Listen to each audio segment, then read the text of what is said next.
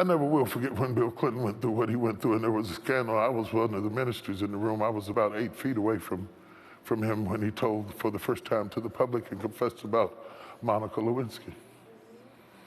And after he had done what he'd done, and we all prayed and we left out of the building, it was raining outside. And the cameraman who was running across the street, I never will forget it, in the drizzling rain in Washington, D.C., with the breeze blowing through the air, said to himself, not even to me, he's a guy. He's a guy like me. And I stood in amazement because he wasn't even talking to anybody, he was talking to himself. Something about Bill's failure connected him with the cameraman. And the cameraman found out that my president is a man like me.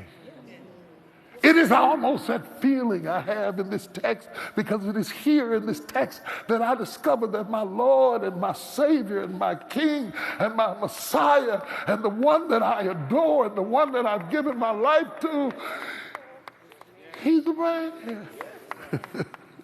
He's a man like me. He gets tired like me. He gets weary like me.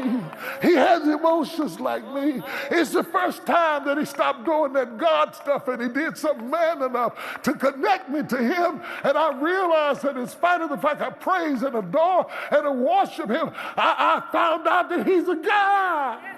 He's a guy like me.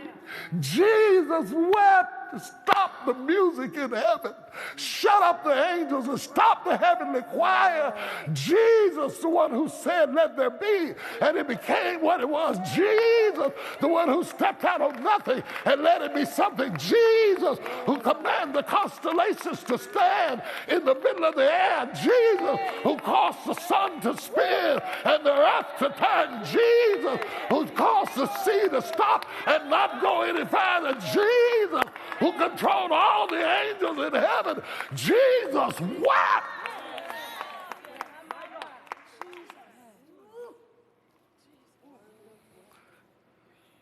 And I've never in my life felt as close to him as I did when I saw him cry.